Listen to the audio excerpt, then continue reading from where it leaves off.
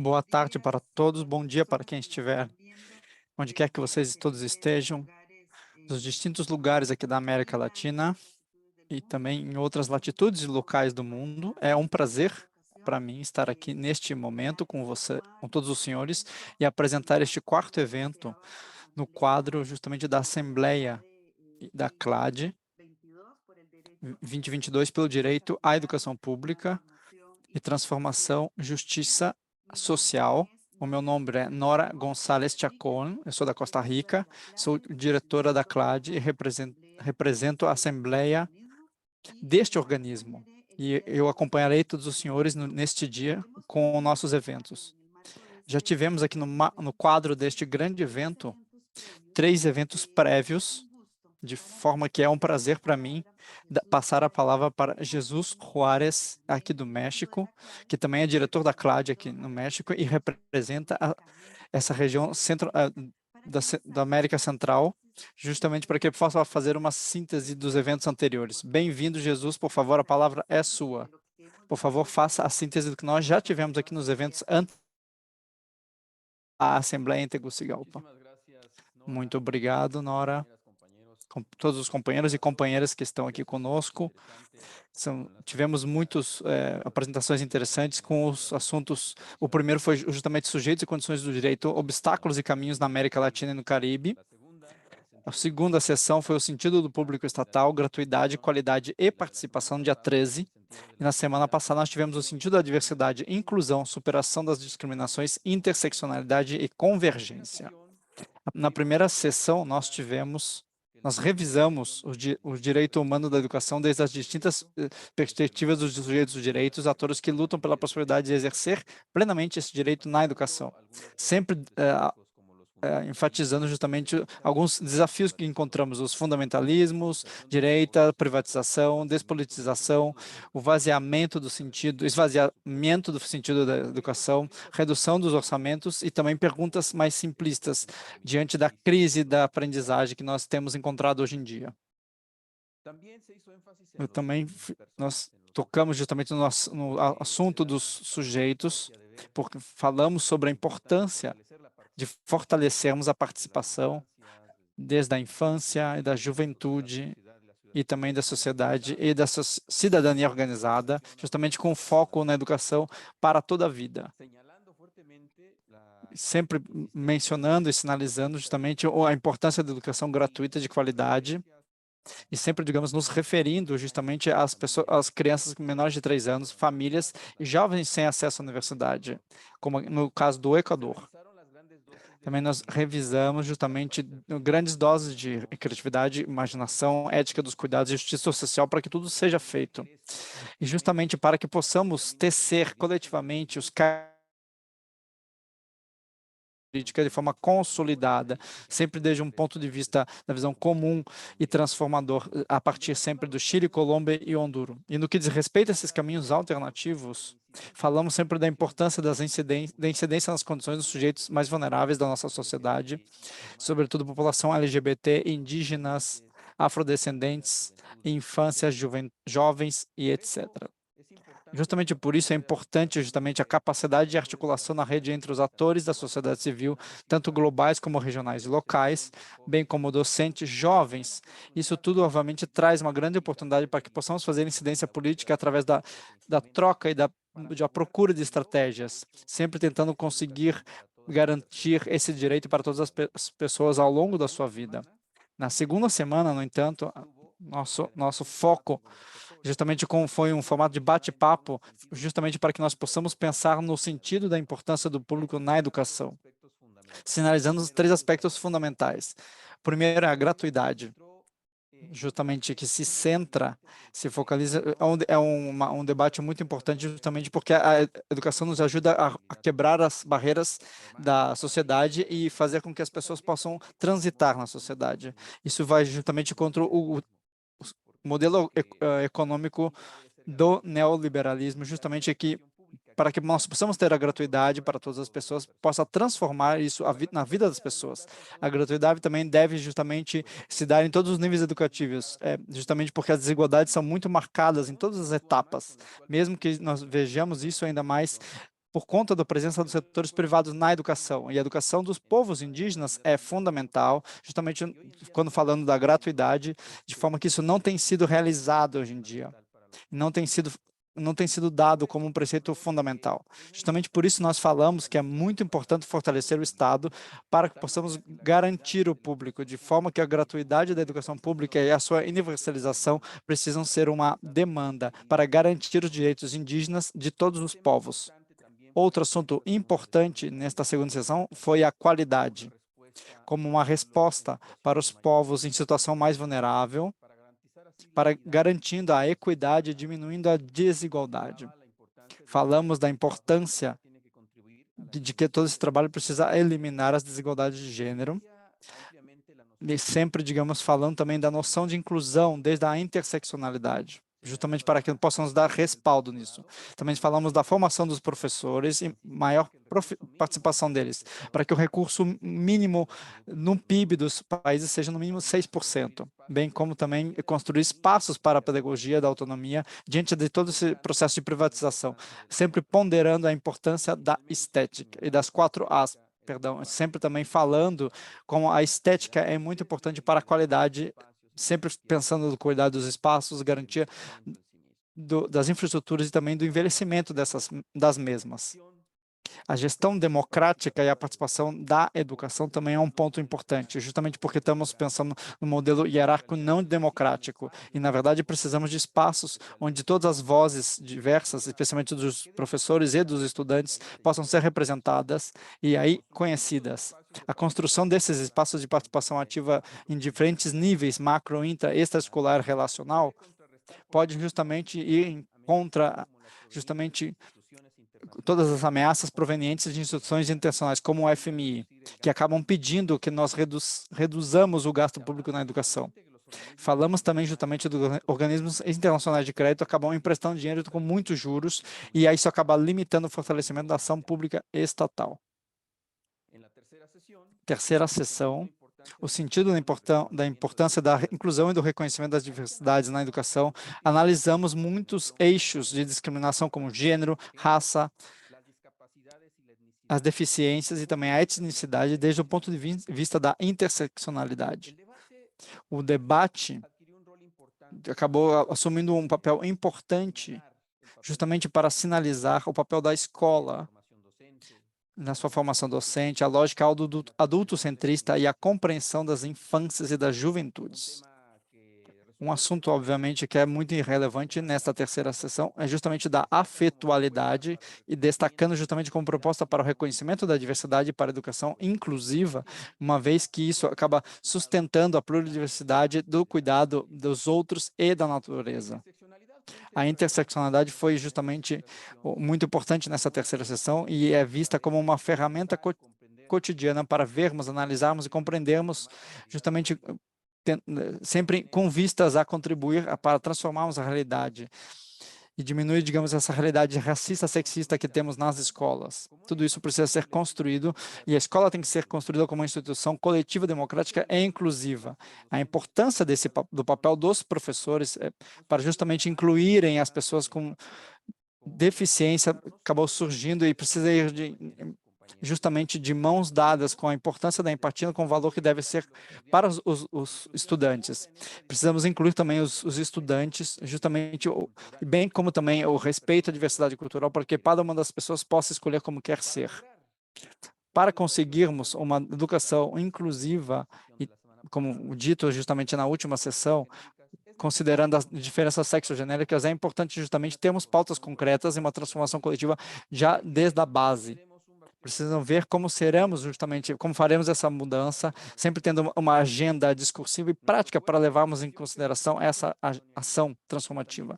O nosso corpo também é uma prisão que acaba reproduzindo a colonialidade, mas também é um vazio, digamos, para a nossa libertação. Isso pode acabar soando poético, mas precisam levar isso para as salas de aula, justamente para que tudo seja gerado e todos os professores se deem conta justamente dessas questões. Isso não vai acontecer, no entanto, sem debate com o debate de hoje, justamente que estamos discutindo esses assuntos e os avanços que estamos gerando na América Latina e no Caribe, pois justamente é a síntese que nós tivemos aqui preparado pela CLAD, perdão, no que diz respeito às as primeiras sessões, e justamente agora agradeço imensamente pela oportunidade e eu mando um abraço para todos os senhores e senhoras aqui desde o México.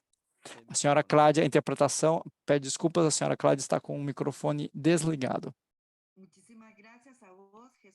Muito obrigado, Jesus, pela Cláudia, também por esse resumo e essa recompilação. Essa compilação, temos muitas ideias aqui novas que foram trabalhadas nas 3 sessões prévias, e eu gostaria de justamente resgatar uma ideia que eu gostei muito, e a importância de trabalhar em rede para justamente gerarmos incidência política, especialmente no que diz respeito a esse contexto político que temos na América Latina e no Caribe hoje em dia. Muito obrigado, Jesus. Cumprimento você por sua participação. Hoje, 27 de outubro, temos nosso 4º evento temático chamado Sentido da Transformação, Cuidado e Justiça Social, e justamente sendo transmitido ao vivo e de maneira simultânea por todos os canais da CLAD, seja por YouTube, Facebook, onde quer que seja. Eu gostaria de convidar todos os senhores e senhoras para conversarmos conosco justamente acerca desses assuntos tão importantes que queremos trabalhar e abordar hoje, no evento de hoje. Desta forma, pois, nós temos o serviço de interpretação simultânea para crioulo e para o português, para inglês e espanhol. No dia de hoje, o objetivo é refletirmos sobre o horizonte ético e político que nós queremos para a educação pública transformadora, sempre baseada numa ética de cuidado e de justiça social. Justamente por conta disso, no dia de hoje, queremos dialogar com muitas vozes e sujeitos diferentes, para que possam representar a diversidade que temos na América Latina, que possam aportar para a construção da educação pública como um direito humano, gratuito e de qualidade na América Latina e no Caribe. Sem sombra de dúvidas, todas as apresentações que teremos hoje vão nos motivar, obviamente, para discutirmos tudo isso. Vamos ter atores acadêmicos, jovens, também professores, pessoas da sociedade civil, organizações da sociedade civil, e cada uma dessas pessoas vão motivar e vão impulsionar esse assunto justamente para aportarmos para uma construção de uma nova forma de transformação positiva e autóctona, para que justamente possamos reivindicar a dignidade humana de todas as pessoas que habitam esse continente, que é um continente com tanta...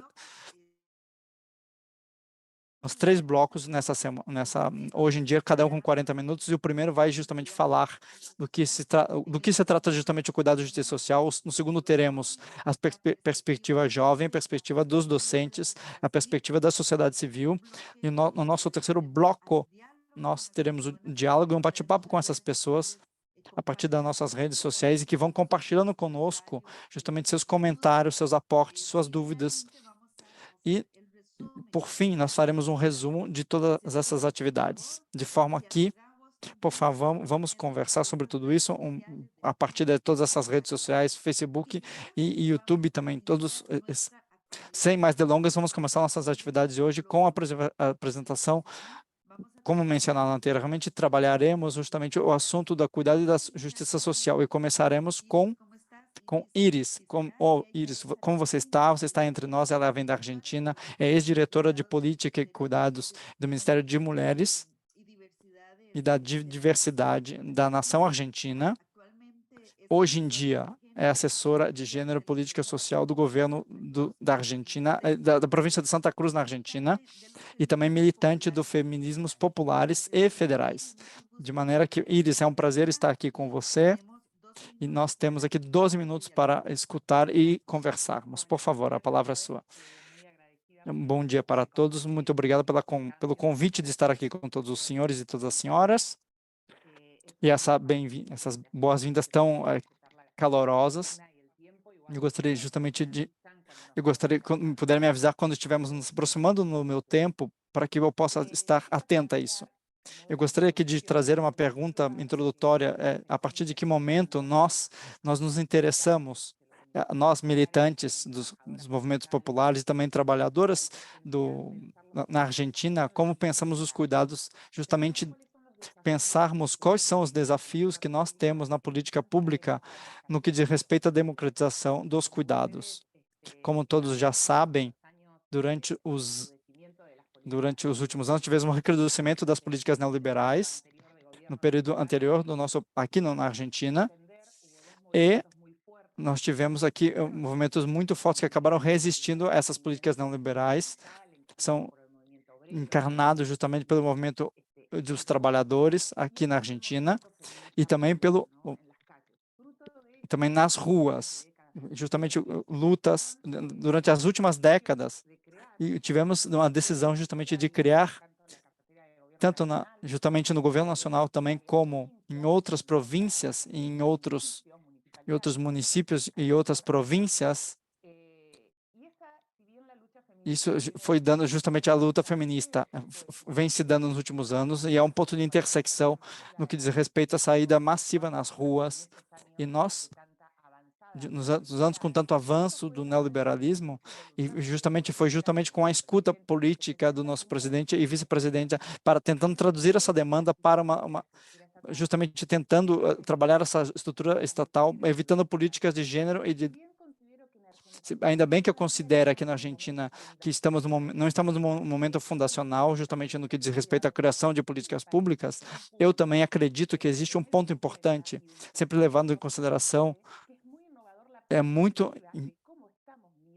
justamente como nós olhamos tudo isso e como concebemos, tentando sempre ampliar justamente no que diz respeito a esse assunto.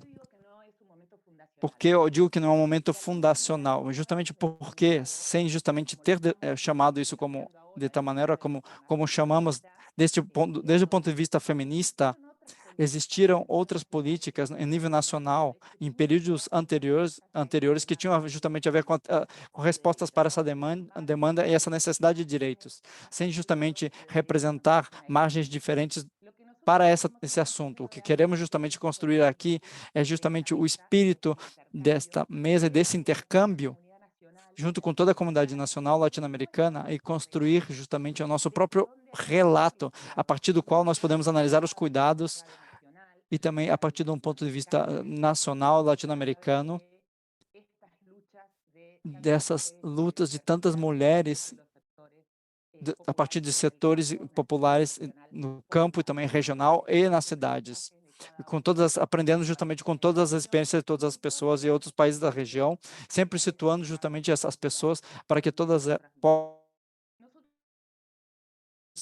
O que fizemos nesses últimos 2 anos anteriores é um exercício de reconstruir uma linha do tempo histórica nacional sobre os cuidados, sobre esse debate desse assunto, para que possamos justamente ocupar isso com mais força. A interpretação, pede desculpa, estamos com o áudio cortado da senhora Iris, mas não aconteceu somente na Argentina, mas também no mundo todo, justamente a setor do trabalho. E justamente por conta do capitalismo, dos valores que justamente coloca na esfera pública e das mulheres que acabam reproduzindo isso, e que as tarefas de cuidado justamente recaiam sobre nós. Justamente porque a primeira pergunta que nós nos colocamos é justamente binário, se estava justamente a questão das individualidades estava em vista. Justamente nós vemos isso justamente com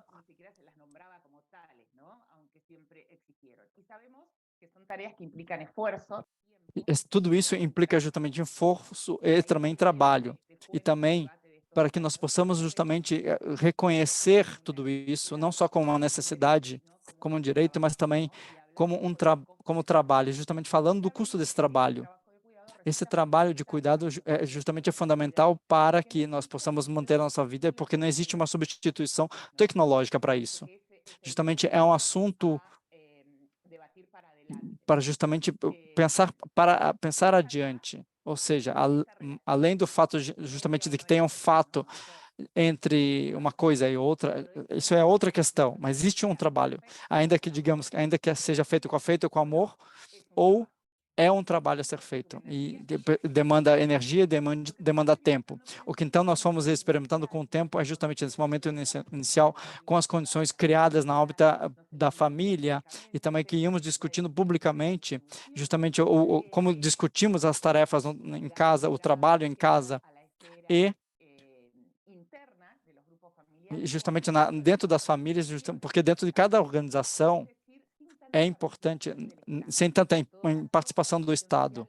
A questão social, justamente, ela se dá aqui na nossa história argentina, acaba, digamos, com direitos civis, por ações de caridade, que nós chamamos, entre aspas, justamente para que possamos justamente que tem a ver mais com a beneficência, justamente organizada por mulheres de setores altos, digamos, da sociedade. E através desse avanço do movimento feminista e também do movimento dos trabalhadores organizados, nós sabemos justamente as forças que eles tiveram e a proposta de vários governos e o período desse governo, as tarefas justamente de cuidado foram acabando ganhando mais visibilidade na esfera pública. E o Estado argentino foi construindo outros dispositivos para que possam atender essas questões, com marcos legais, coisas inovadoras, ou a proteção social, todas essas ações que nós olhamos para trás e temos, digamos, ao longo da história, temos muita clareza no que tudo que foi feito justamente por Eva Peron, perdão, para pessoas idosas, pessoas portadoras de deficiência, tudo isso foi representado, ou vários projetos legislativos foram apresentados, que foram, digamos, dando respaldo para tudo isso. E no último ciclo e no ciclo anterior, sempre marcado justamente desde 2003, 2005 até 2015, foram ampliados essas margens de direito com a lei de proteção para a infância, adolescência e também com planos de leis inclusivas, com programas de informação de cuidados domiciliares, justamente também com a mesma política pública e designação universal, que não foram anunciadas como relacionadas aos cuidados, mas foi claramente colocada justamente nesse cuidado familiar. São muitos antecedentes que vão se alinhando e são anteriores a esse assunto, justamente para que nós possamos colocar isso na nossa agenda. É justamente o que eu estou tentando recuperar na minha fala. É como nós vamos ressignificando algumas questões, desde a perspectiva e a concepção, a partir justamente do ponto de vista do feminismo popular. Isso tudo justamente tem trazendo questões para nós. E nós também acreditamos que temos que continuar avançando para consolidar políticas ativas de cuidado superador. E superador em que sentido, justamente, para superar? No que estamos trabalhando hoje em dia, para justamente conseguirmos conceber de maneira federal e integral e multissetorial ou justamente o que acaba sofremos é a partir de um ponto de vista de igualdade e de corresponsabilidade entre todas as identidades de gênero, com um papel fundamental dos diferentes setores que acabam incidindo na organização social dos cuidados. Isso é justamente o salto que nós queremos dar, que temos trabalhado, em qual nós temos trabalhado nos últimos tempos. E esse antecedente justamente foi localizado e foi levado em conta de algumas das etapas anteriores, ou da vida própria, requerindo sempre cuidados com maior intensidade. Por exemplo, pessoas que foram, digamos, atendidas que receberam cuidados historicamente e também outras políticas e legislações que davam ênfase justamente para receber esses cuidados da infância, da adolescência, pessoas idosas, etapas da vida onde, digamos, por exemplo, e a pessoa acaba tendo alguma, digamos, alguma deficiência ou teve algum acidente transitório pelo qual, digamos, precisa de cuidado. Sem nenhuma dessas políticas até 2020, vamos fazer um corte aqui, garantiu um foco, digamos, uma abordagem igualitária para tudo, de maneira que isso foi produzindo para trás, foi se reproduzindo justamente dispersão e fragmentação de tudo isso, bem como também a reprodução da feminilização do trabalho de cuidado, do cuidado. Muitas dessas ações, dessas propostas foram, digamos, centradas na desigualdade. Interpretação pede desculpas, nós estamos com um áudio de outra, o áudio de outra pessoa cortando o áudio da senhora Iris. Posso continuar? Por favor. Essa fotografia, justamente para reconstruirmos esse caminho e para que não pareça que a gente está partindo do zero, e nunca é assim, a gente sempre tem, digamos, um background. Nós estamos sempre construindo a partir de um processo que vem vindo de antes e que vai abarcando outras coisas e vai abarcando, nós vamos acumulando e indo adiante. Eu acredito sim que é possível dar um novo salto justamente para recuperar e ampliar e também muito para pensarmos políticas públicas que deem visibilidade, reconheçam e remunerem. E nossa maior meta, mais que nada, seria justamente de maneira igualitária as tarefas de cuidado. O nosso presidente sempre está falando de reduzir, através de outros instrumentos, as desigualdades de gênero, econômica, política e cultural, sempre dando ênfase justamente aos cuidados diante de tantas desigualdades, e sempre vendo justamente o trabalho doméstico como que acaba recaindo sobre as mulheres e sobre todas as diversidades, mas sobretudo sobre as mulheres, milhares, digamos, binárias. E é sempre um ponto, digamos, para aprofundar. As ativistas, as militantes feministas, nós temos justamente, colocamos, digamos, um nível muito alto, justamente que nós estamos tentando justamente saltar justamente com tantas expectativas altas das organizações feministas e outras também acadêmicas que estão acompanhando de maneira muito intensa essa agenda, para que possamos seguir dialogando com os atores que acabam incidindo nesse assunto para tentarmos avançar. O Estado Nacional, desde 2019, focou na sua agenda e tem feito um trabalho articulado com todos os organismos provinciais e federais. Isso tem sido bem sucedido, mas não é algo simples. As estruturas estatais estão muito, digamos, entremeadas, estão muito congeladas e engessadas, a partir de um olhar convencional. O Estado está desenhado, pensado, projetado para, digamos, a partir de um ponto de vista patriarcal. Existe, digamos, funcionários que estão comprometidos com convicção, querem trabalhar justamente para reverter tudo isso. Essa educação que nós temos tendo há tanto tempo, mas não é uma tarefa simples para todos nós. E precisamos continuar propondo novas propostas concretas. Aqui na Argentina, nos últimos tempos que tivemos, justamente o sucesso de todo esse intercâmbio foi justamente gerando bases de consenso que acabam nutrindo essa política de cuidados, de maneira que nós relatamos de maneira coletiva. A sociedade civil, redigimos, perdão, um projeto que foi apresentado para o Congresso Nacional para criarmos um sucesso nacional de cuidados.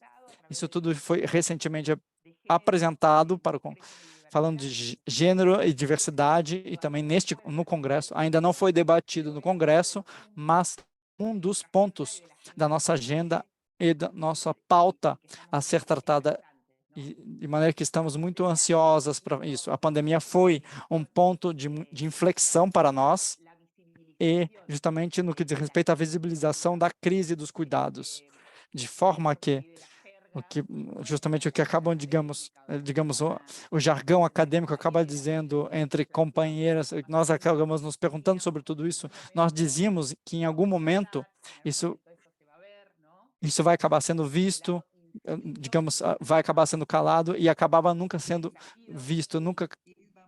Peço desculpas, nós já estamos, por favor, vá encerrando.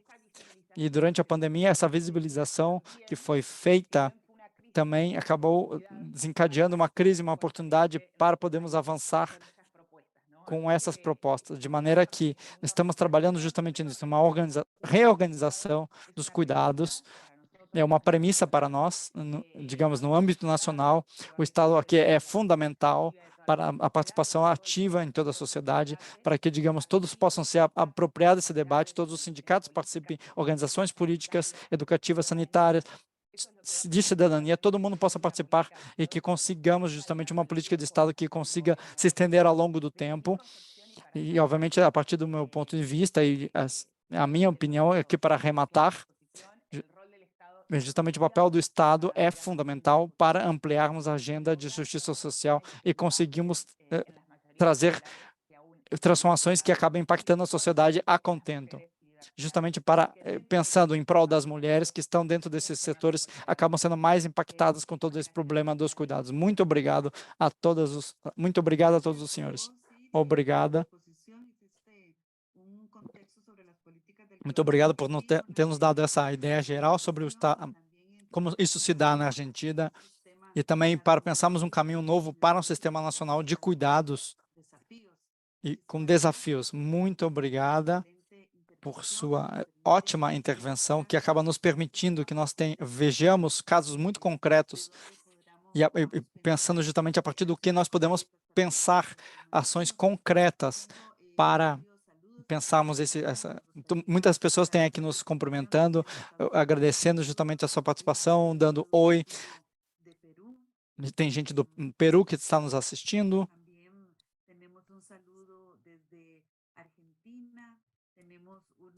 Tem gente na Argentina nos assistindo. Andrés veio de Caracas, outras pessoas do México e também pessoas no Paraguai, em Assunção, da Rede pelo Direito à Educação, também do Fórum Chileno, da campanha brasileira e também da campanha nacional pelo direito à educação, mais uma vez aqui no Brasil, outras pessoas do Brasil e pessoas da Colômbia, pessoas do Peru, outra vez da Colômbia, outras pessoas da Lima, no Peru, em Canelones, no Uruguai, da Argentina, da Fundação BOS, da Argentina. Temos outras perguntas e comentários que no final mais adiante nós trataremos de todas essas perguntas. Eu gostaria de lembrar a todos os senhores que as perguntas feitas nós vamos recebê-las de maneira, digamos, por escrito, e as que estão sendo feitas agora, as que forem curtas e diretas, nós vamos retomar, mas que depois vamos recompilar tudo isso para trabalhar isso e pensar na interlocução com todos os senhores. Gostaria de agradecer a todos. Todos os senhores, todas as senhoras e senhores podem fazer esses comentários no YouTube, Facebook e aqui no nosso evento pelo Zoom. Continuamos, então, a nossa atividade e seguimos agora para Mauro Vargas, do Gendes, no México. Ele é sociólogo, psicoterapeuta, estudioso do trabalho com homens, a partir da masculinidade, e bem como também um profissional comprometido com a justiça social e a defesa dos direitos humanos. É cofundador e diretor do Gendes, que é uma organização que acaba impulsionando justamente o envolvimento dos homens na construção de um mundo igualitário e sem violência. Mauro, por favor, a palavra é sua, você tem 12 minutos. Gostaria de, mais uma vez, agradecer a todos os senhores, cumprimentar todos que estão conosco, que estão aqui encarecidamente, estão aqui conosco. Aqui são pessoas da América Latina, do Caribe. Gostaria de dar um abraço para todas as pessoas que estão aqui conosco. A minha participação aqui, hoje, como já podem imaginar, obviamente, justamente vai no sentido para justamente pensarmos e interpelarmos justamente os jovens. Companheiro que tiver, vai justamente, é uma coisa com cuidado, com afeto e também com análise crítica, justamente para promover uma revisão de como você está chegando agora aqui e agora. Quem preparou os seus alimentos, quem lavou a sua roupa, quem arrumou a sua cama na sua casa, justamente para que você se dê conta, digamos, de maneira muito simples, se for assim, obviamente, que justamente no que diz respeito aos cuidados está muito mais próximo do que nós acabamos evitando de pensar e de nos darmos conta. Ou seja, além do fato de falarmos de elementos importantes que justamente têm a ver, que dizem respeito com tudo isso, com esse assunto do cuidado, da importância das políticas públicas, o desafio está em cada uma das pessoas, em cada um dos homens, que, à sua maneira, se sensibilizando de maneira empática, podem justamente mudar isso tudo, instaurando formas de se vincularem, de se relacionarem de maneira distinta com seu ambiente, sempre prestando atenção nessa noção justamente do cuidado. Justamente isso vai para você, jovem, e não estou excluindo nenhuma outra pessoa aqui nessa análise que tiver justamente, que estiver fazendo o favor e a honra de me escutar hoje. Eu gostaria aqui justamente de falar um pouco de um tópico, justamente não quero me prolongar demais, e eu tentarei ser o mais breve possível para fazer isso.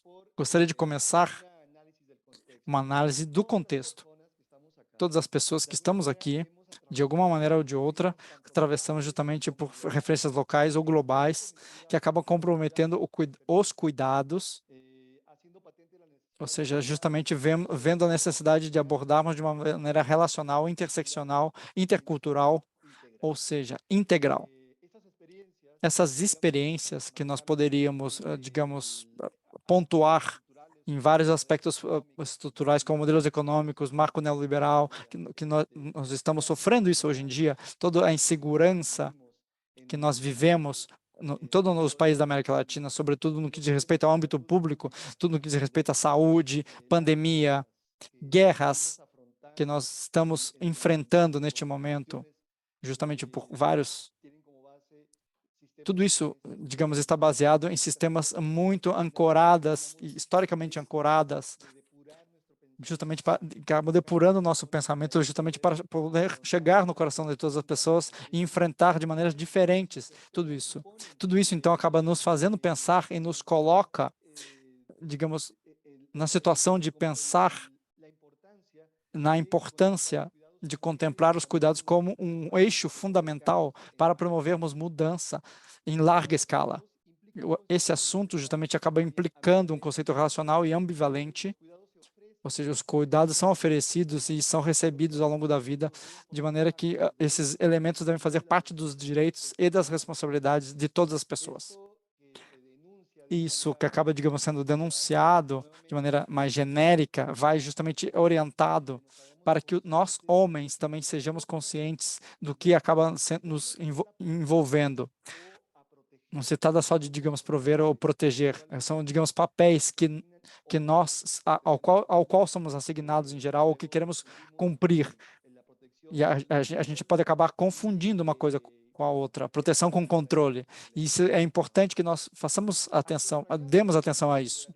No que diz respeito ao neoliberalismo como modelo econômico e político, no que diz respeito para satisfazer as necessidades vitais e improvisar nossas faculdades humanas, é fundamental justamente substituir esse ideal de autonomia, reivindicando justamente a sobriedade moral do indivíduo, que acaba exercendo controle sobre os meios justamente pelo reconhecimento de uma interdependência social. Todos e todas precisamos disso tudo. Todos podemos aportar algo, receber algo em troca. Nos nossos grupos que nós trabalhamos aqui, quando nós começamos as nossas sessões, sempre que, digamos, ao complementar, eu estou aqui para dar respaldo e ser respaldado. Eu sempre posso dar algo, sempre posso receber algo ao mesmo tempo.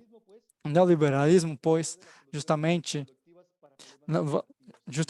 tenta apresentar justamente problemas nesse sentido. O processo democrático ainda, digamos, não acaba fortalecendo e consolidando tudo isso, de maneira que nós vivemos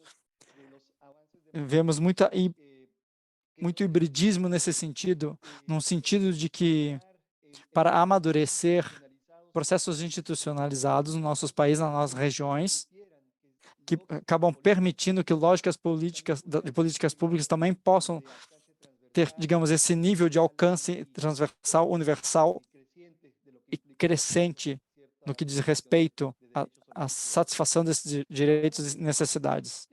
Pois bem, o que são os cuidados? Se nós justamente pensarmos em uma atividade própria do espécie humana, que inclui tudo que nós fazemos para manter, preservar e consertar e arrumar o nosso mundo, digamos. Nosso corpo, nossa mente, o nosso ambiente, justamente para podermos viver neste mundo da melhor maneira possível. Todos nós podemos fazer alguma coisa para isso, justamente porque todas as pessoas precisamos de cuidados, bem como também do apoio dos nossos semelhantes para sobrevivermos, e isso acaba acontecendo em distintos momentos ao longo da nossa vida. De verdade, se a soberbia nos digamos, porque pensamos que nós sempre seremos autossuficientes, esperamos que nós possamos ganhar um pouco de humildade para nos darmos conta de que não é assim. Inclusive, digamos, em momentos, digamos que são momentos os melhores momentos do ser humano, nós podemos sofrer um acidente, por exemplo, nesses momentos, podemos acabar ficando doentes, uma doença grave, de maneira que precisaríamos dessa rede de cuidados para que nos dê justamente a satisfação desses cuidados e que nós justamente acabamos recaindo sobre as mulheres da casa.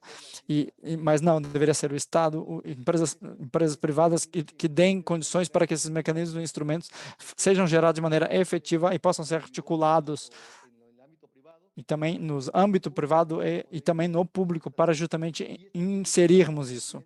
Isso teria também que passar por processos de aprendizagem, de ensino, para que acabem contemplando esses assuntos como elementos que acabam sustentando nos currículos, nos processos de educação em distintos momentos e segmentos do que seria justamente o crescimento educacional.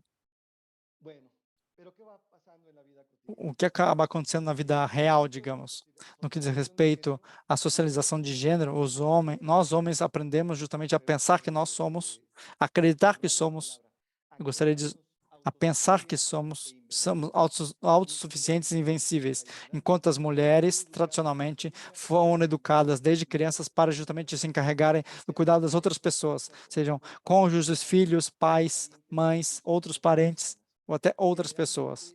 Em geral, justamente, me passa a toalha, por favor, esquenta a sopa para mim, onde você está indo, por favor, fique, eu preciso trabalhar, etc., fique em casa. Ou seja, essas dinâmicas na vida cotidiana, que muitas vezes para os homens acabam passando despercebidas como lógicas de controle de domínio sobre aspectos vitais das mulheres. Seu tempo, sua energia, possibilidade de desenvolvimento. O cuidado não é algo natural, não é algo mais natural, não é mais natural nas mulheres que nos homens. O capitalismo em âmbitos dominados seja nos nossos países machistas, os cuidados foram relegados para elas não como uma questão de naturalidade, mas sim por uma imposição justamente do patriarcado. A quem manda decide quem faz o quê e quem não quer fazer o quê. Ou seja, historicamente falando, todos os elementos, nós já vimos isso em outras sessões, todos os elementos de socialização acabam configurando possibilidades para que as mulheres vão se confinando aos poucos os status privados em tarefas reprodutivas e os homens, teoricamente, no espaço produtivo, gerando riqueza, ganhos, justamente para que possam, digamos, trazer isso para casa, possam prover. Isso tudo tem a ver com lógicas de controle e domínio, justamente no mundo privado. No entanto, os cuidados também são coisas dos homens. É preciso esclarecer aqui que justamente acaba enriquecendo a vida pessoal, os vínculos, as nossas relações. E no âmbito social também acaba nos colocando de maneira diferente, porque isso significa trabalho. Trabalho em todos os sentidos. Mudança de paradigma educacional no trabalho, nos elementos de justiça e também no que diz respeito à saúde, para ressignificar tudo isso, todos nós como indivíduos concretos na sociedade.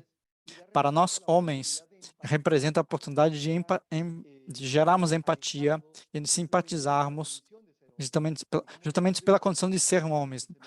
Ou seja, o que vão nos ensinando em casa, justamente aprender a aprender a, digamos, a competir e não a compartilhar, justamente para controlarmos o nosso ambiente e não para encontrar maneiras de podermos simpatizar e também co-construir de formas diferentes para que, digamos, vamos a uma maneira de socialização mais igualitária. Sendo assim, então, é importante para nós que os homens reestruturemos o nosso corpo e a nossa intimidade, que aprendamos justamente a cuidar de nós mesmos e também possamos lidar com nossos sentimentos. E somente assim nós vamos conseguir entender melhor o que quer dizer cuidar dos outros.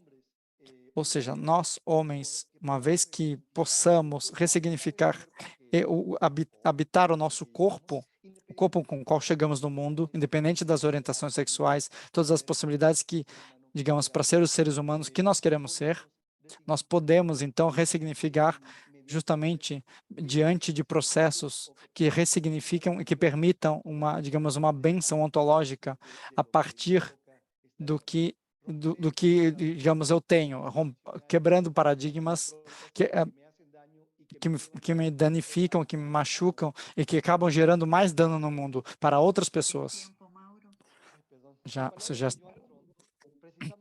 Nós precisamos, então, impulsionar uma democracia dos cuidados, uma sociedade que priorize os cuidados no lugar de se interessar principalmente pela produção econômica. Os cuidados, então, são um antídoto contra o capitalismo e uma mudança de paradigma. A ética dos cuidados, então, se caracteriza e se foca justamente nas responsabilidades, enquanto as da justiça social são caracterizadas do que faz com os direitos e leis. Ou seja, precisamos de uma ética pessoal e que gere mudanças a partir do ponto de vista dos homens. E esses quadros, digamos, do cuidado e da ética dos direitos e da justiça social representa, então, justamente o entremeado, justamente para o desenvolvimento integral, justamente no quadro da reeducação de construção do ideário machista, essa relação de congruência entre o pessoal e o externo é justamente a base para a mudança de atitude.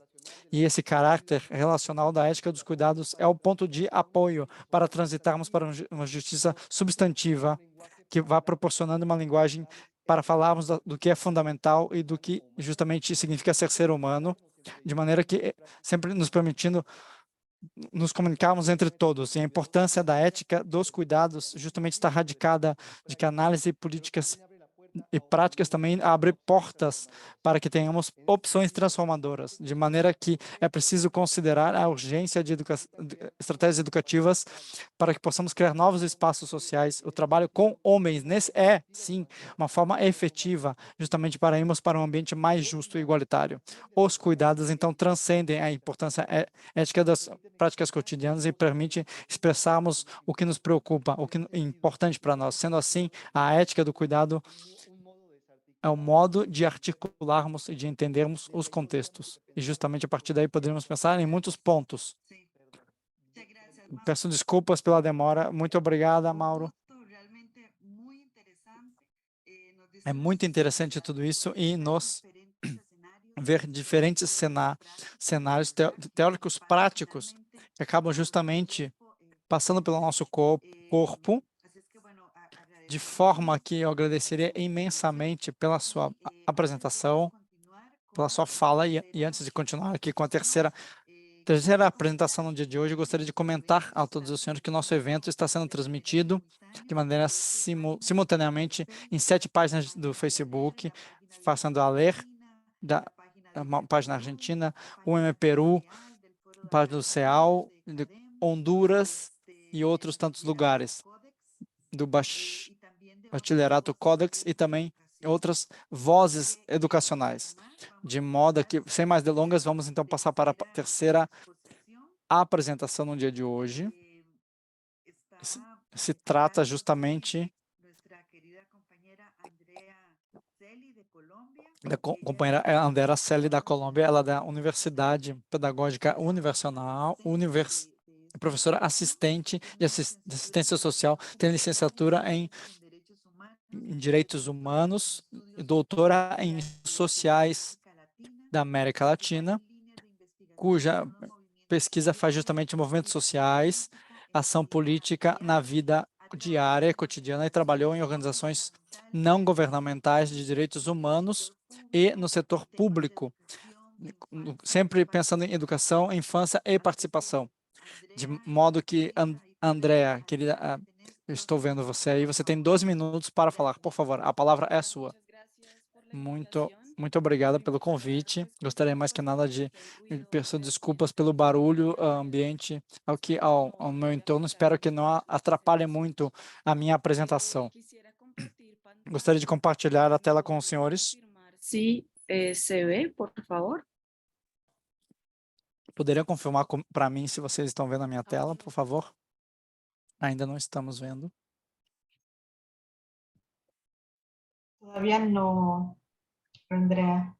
Tienes que Ainda não vemos sua tela, Andrea. compartir aqui en el ícone share screen. Você precisa compartilhar um sharing screen, um comando que tem abaixo na tela. No. ¿Me podrías ayudar compartiendo allá? Alguém poderia me ajudar compartilhando, por favor? Sí, yo voy a buscar aquí tu documento. Eu vou procurar aqui o seu documento. Enquanto isso vai sendo compartilhado, eu gostaria de contar para todos os senhores que as reflexões que eu gostaria do qual eu gostaria de falar vêm justamente que nós temos aqui na universidade na Colômbia, denominada Pedagogia Feministas do Cuidado. São reflexões que fizemos em sala de aula na universidade que forma principalmente professores e professoras no colégios universitários.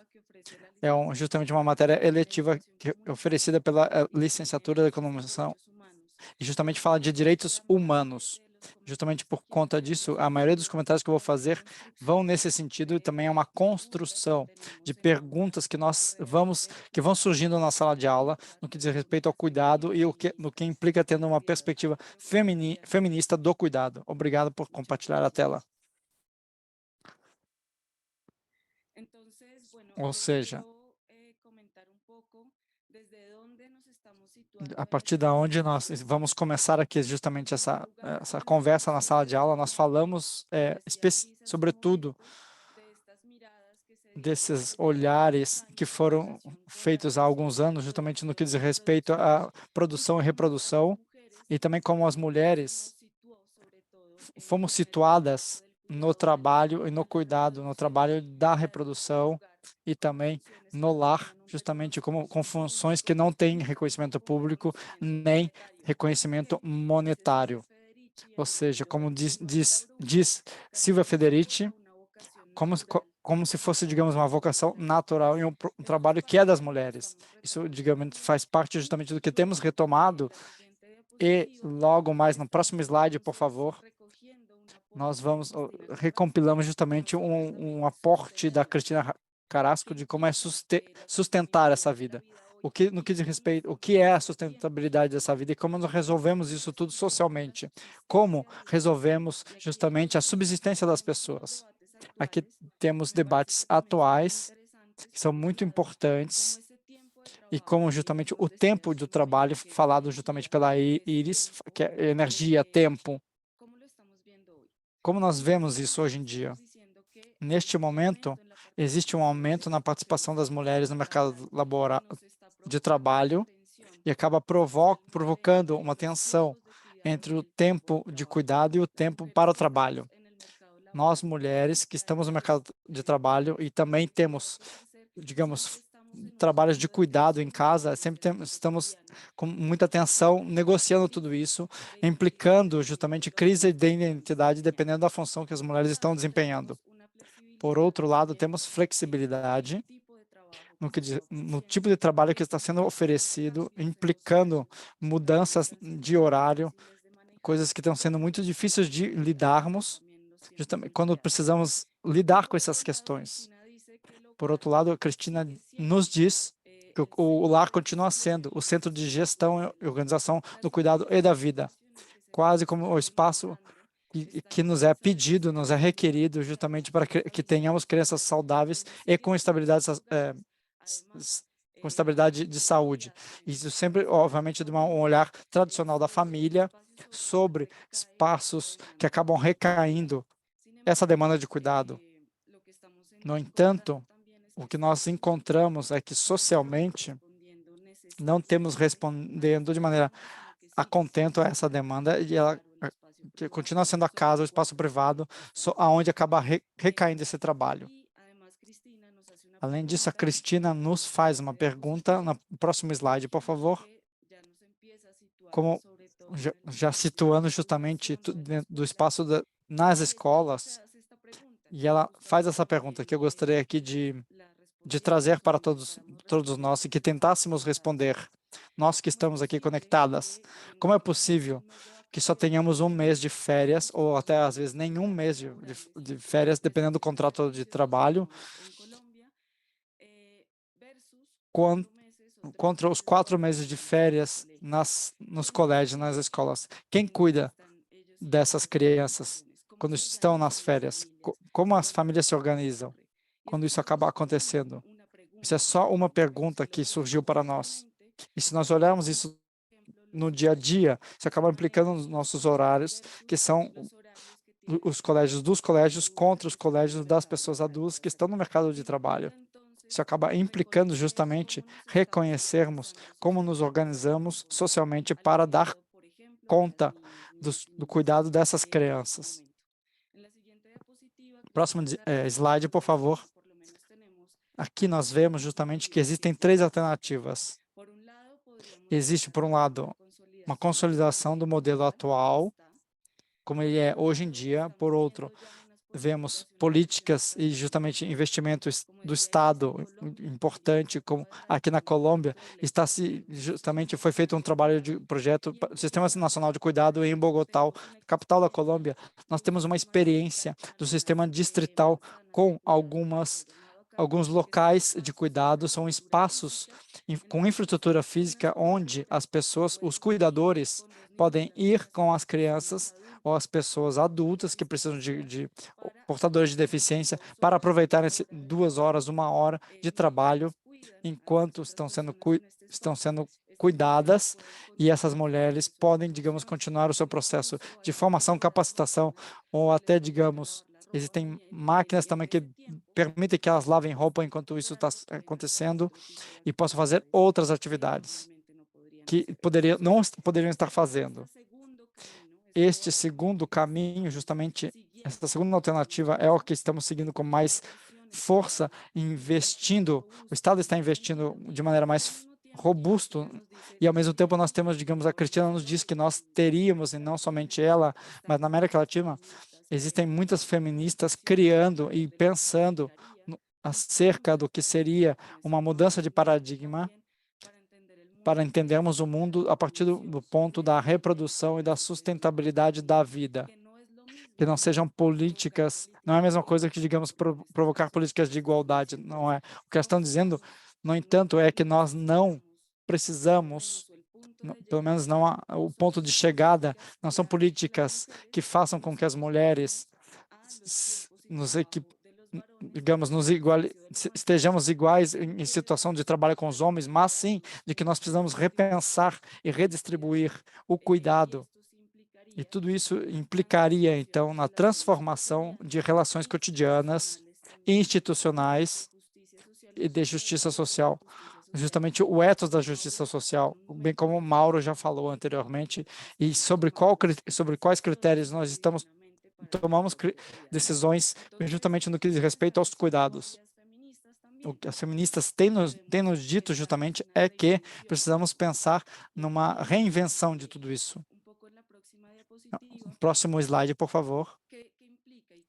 E no que implica e o que propõe muitas mulheres justamente aqui na América Latina. Deveríamos estar pensando em construirmos jeitos conjuntos de experimentarmos o mundo, sempre colocando a vida no centro disso tudo.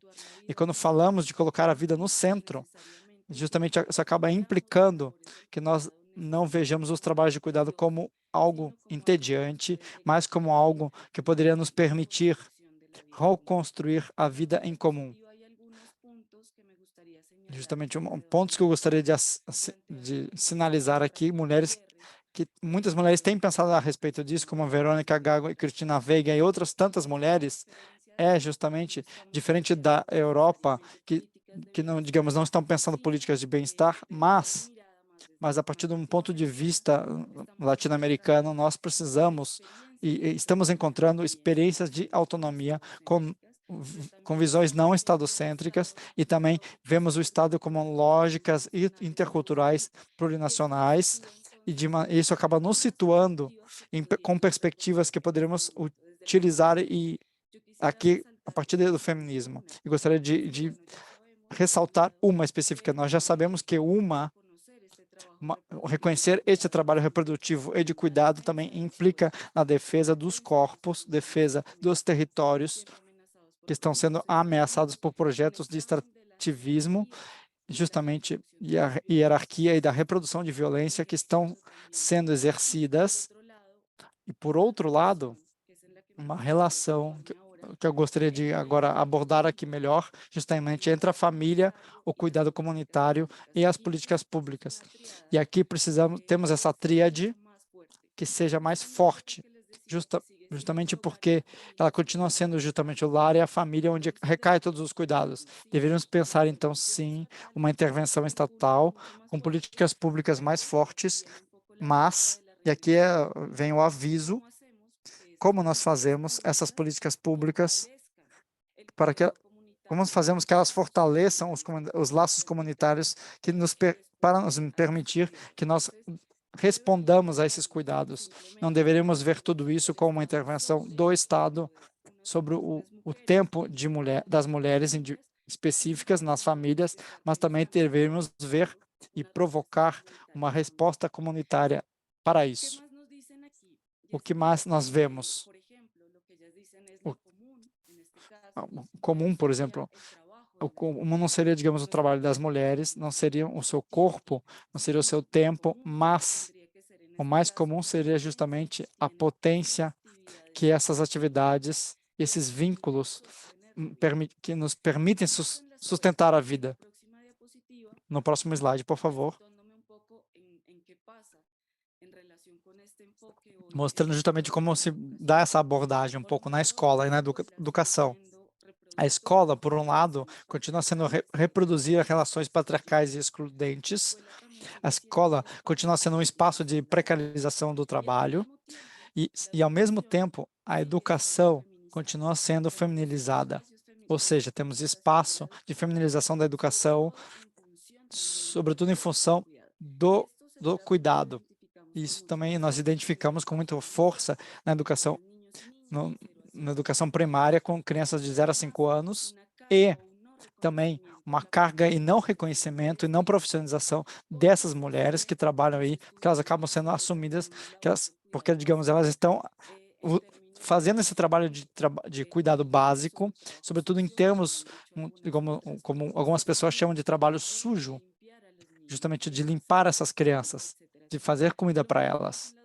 Isso acaba acontecendo também com a educação primária, educação básica, e todas as professoras que estão aqui conosco, que trabalham em colégios, e eu percebi justamente que, por conta da pandemia, que as estudantes estão justamente carregando as aulas, justamente com a demanda de cuidado de afeto, a partir de uma perspectiva emocional que precisa ser sanada. O tempo chegou ao final do tempo, já estou terminando. Justamente conversando com Raquel, nós dizíamos que como fazemos para que essa carga que chega na sala de aula seja redistribuída, sempre pensando com os trabalhos que nós docentes temos na escola, de maneira que a escola continua sem incorporar a ética do cuidado no seu currículo. No próximo slide, a Vitória Vasquez faz uma proposta, justamente como incorporar o cuidado no currículo. Ela diz: se nós queremos provocar uma educação democrática, temos que procurar experiências livres de preconceito. Temos que modificar a centralidade dos saberes e valorizar emoções, capacidades, relações e as experiências de cuidado. nós poderíamos justamente pensar também em alguns possíveis conteúdos: interdependência humana, preparação para a vida familiar e também reconhecer o trabalho não retribuído de cuidado. Além disso, também poderíamos vincular e reconhecer os vínculos afetivos interpessoais como prioridade nos processos de ensino e aprendizagem. Por fim, gostaria aqui de trazer aqui duas mulheres muito especiais. Uma delas é a Bev Roots, e a partir da sua experiência cotidiana na sala de aula, nos ensinou várias coisas que eu acho que são muito importantes no próximo slide, por favor. Aqui temos uma imagem dela, e eu gostaria de fechar aqui com ela e com Val Flores, que é uma professora da Argentina, com duas ideias. Por um lado, nós temos que, para transformar a escola, os colégios e universidades como espaços de reprodução do poder de controle, é importante reconhecer que as emoções não, digamos, deixam opaca a nossa capacidade de reconhecer a realidade. Por outro lado, onde não existe dominação, não tem lugar para tudo isso. E precisamos entrar numa sala de aula e transformar essas relações de dominação. E, por fim, Val Flores, que é uma professora da Argentina, que eu gostaria de recomendar a todos os senhores, nos convida justamente no próximo slide, por favor. Façamos das perguntas pessoais perguntas coletivas e que transformemos as dúvidas educacionais em criações vitais. Isso justamente nós, como professores na escola, estamos no papel de perguntarmos, tentar sanar essas dúvidas vitais que são vitais para os estudantes e homens, mulheres e todas as pessoas de distintas orientações, para que isso possam ajudar que as escolas sejam um espaço de justiça social. Muito obrigada. Muito obrigada pela sua apresentação. É muito interessante tudo isso desde essa perspectiva do cuidado e também do olhar feminista. E agora vamos para a fase de interação, de reações com as pessoas, de maneira que pessoas que convidamos pessoalmente para justamente que estão nos acompanhando aqui desde o começo, ao longo de todas essas apresentações. Queremos aqui escutar justamente a reação de todas as pessoas, dos jovens, dos docentes, das organizações civis, já sinalizadas aqui no começo dessa conferência. Eu gostaria de começar aqui com uma voz de jovens. No caso, a perspectiva das pessoas jovens está aqui a cargo de Bianca Chinchilla, da Agenda Cidadã na Costa Rica. Bianca é politóloga, é pesquisadora do Centro de Investigação de Estudos Políticos da Universidade da Costa Rica e trabalha com pesquisa, cultura e participação política das pessoas, dos jovens. E Bianca está convencida do poder da iniciativa cidadã jovem dentro dos espaços políticos. Bianca, por favor, você tem 12 minutos para falar. Muito obrigado, bom dia para todas as pessoas que estiverem conosco, dos distintos lugares que estiverem aqui conosco, para compartilharmos esse evento que é tão importante e também tão pertinente. Sendo assim, aqui da Costa Rica, eu gostaria de mandar um abraço para todos. Eu queria começar justamente a Nora Gonçalves e a todas as outras pessoas presentes que estão permitindo que esse espaço se dê, porque nós jovens precisamos que a nossa voz seja escutada e ter um espaço assim onde possamos pensar e refletir e falar nossas demandas e necessidades faz com que a nossa participação seja eficaz, justamente que permite esse tipo de intercâmbio. Então, eu, como mulher jovem, latino-americana e afrodescendente, eu me sinto muito honrada de ter essa oportunidade de compartilhar isso com todos os senhores e senhoras. O assunto de hoje é cuidado, transformação e justiça social, de forma que eu gostaria de começar pela transformação, a partir justamente de uma pergunta que me parece mais que nada fundamental. E a partir disso, eu vou, digamos, guiar toda a minha apresentação. Como nós podemos transformar a sociedade e transformá-la, digamos, mais próximo para que exista, digamos, um desfrute total dos direitos humanos. Nos encontramos com problemas estruturais e, apesar de termos certo avanço no que diz respeito a essa garantia desses direitos e vimos alguma melhora no sistema, continuam existindo ainda brechas históricas. E justamente por conta disso, eu gostaria de, a partir dessa premissa de que nós não podemos enfrentar esses problemas que nós vimos ao longo dos séculos, sem fazer isso a partir de uma abordagem multicultural e interseccional. Acho que não podemos perder de vista justamente a diversidade de manifestações culturais que nós temos na nossa sociedade. Nem podemos perder de vista que cada um desses grupos acabam justamente vivências específicas.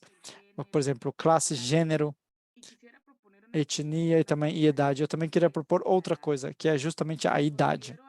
Eu, justamente, ao longo de todas as lutas que acabam atravessando o meu corpo e que me constroem como pessoa política, também eu sou jovem e, como jovem, eu percebo e tenho experiências no mundo diferentes, bem como também tenho experiências e condicionamentos do meu gênero, mas também como latino-americana e também como mulher afrodescendente. Por isso que eu gostaria de guiar a minha reflexão justamente para pensarmos na igualdade e justiça social no que diz respeito a direito e acesso a esses direitos desde da experiência que eu vivi com a juventude como uma forma válida de cidadania. Acredito que é um ótimo momento para problematizar isso, o cuidado como assunto público, se de fato queremos nos aproximar justamente dessa igualdade sustentadora. Justamente é feito a partir de duas dimensões, a dimensão da física, onde o Estado precisa assumir essa responsabilidade na garantia e justamente o usufruto desses direitos, e na dimensão física, como uma materialização dos direitos na vida cotidiana e também na organização de uma vida digna.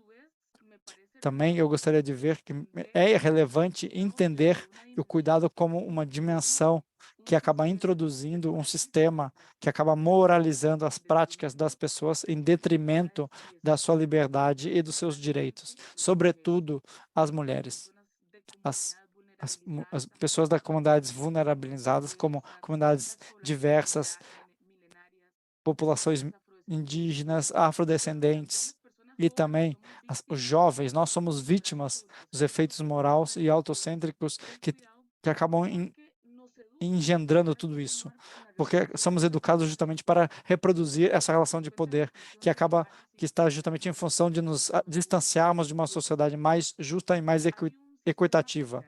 Existe um sistema patriarcal que tem permeado o econômico, social e político e tem se justificado pela tradição. Nós, mulheres, temos sido as principais afetadas por essa lógica. No entanto, é um problema que tem afetado todas as pessoas. Em maior ou menor medida, isso tem sido, digamos, afetado a todos. Os homens precisam adotar padrões de conduta com os quais não se sentem identificados, as mulheres precisamos cumprir e assumir certas responsabilidades que nos são impostas socialmente, e é justamente uma carga que nasce do patriarcado e nos obriga a nos moldarmos a um sistema onde as comunidades diversas são privadas dos seus direitos por não cumprirmos com os estereótipos e papéis específicos, acaba aniquilando o sentido da identidade.